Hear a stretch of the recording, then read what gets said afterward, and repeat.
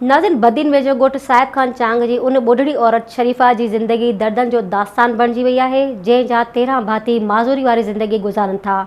8 न्याणियूं 5 मासूम पुटनि जी माज़ूरी वारो सुर माउ लाइ कंहिं करबला खां घटि नाहे। सोशल मीडिया ते वायरल थियल वीडियो में अचो त संदसि सुर ॿुधूं, मन को संदसि भरिजलो थी पवे।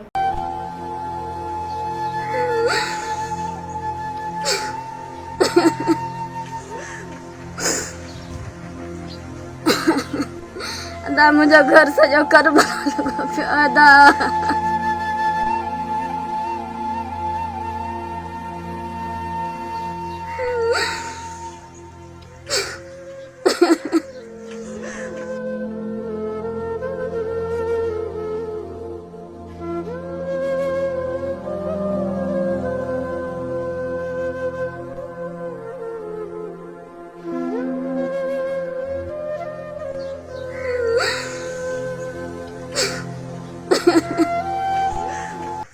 मुझे बेचारा मुझसे चारा मजदूरी करे जॾा बच्चा चारा घर में ॾह बेनज़ीर जा पैसा सभु असांखे नथा मिलनि। छोरनि जा कार्ड ते पैसा सभु असांजा छोरनि जा नथा मिलनि।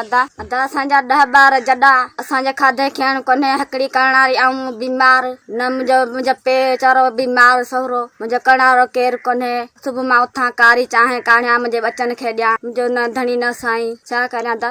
असांजी का वाह कोन्हे अदा। ग़रीब ऐं यहाँ मुंहिंजा जॾा बच्चा माज़ूर वठियो घर में पई यहाँ। मुंहिंजे घर जी छित कोन्हे। ॿोड़ी ॿकरी मुंहिंजे दर ते कोन्हे अदा। मुड़ुसु वीचारो मज़ूरी करे तॾहिं असीं खाऊं। असांजे कंहिंखे रहम नथो पए अदा। असीं ग़रीब माण्हू सॼी दुनिया खे पैसा मिलनि पिया, असांखे नथा मिलनि। बेनज़ीर जा पैसा सभु मूंखे नथा मिलनि अदा। इहो हुकूमत खे ऑर्डर कंहिंखे ॾियो त असांखे ग़रीबनि खे मिलनि। असांजा ग़रीब वीचारा जॾा बच्चा रोज़ा रखनि पाणी ते रोज़ो खोलीनि। हाँ बाबा हिते त को तो वठी वेंदा रहिया आहिनि। को हिते कुसार संदा हाई कोर्ट वारो जज को असां जेको मदद करे भने बाक़ी हिते त न को मुड़ुसु न को माई को बि असांजो मदद करण वारो कोन्हे को।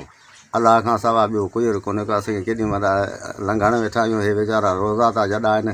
उन लाइ आऊं पिनी सिनी किथां का शइ वठी ईंदो आहियां।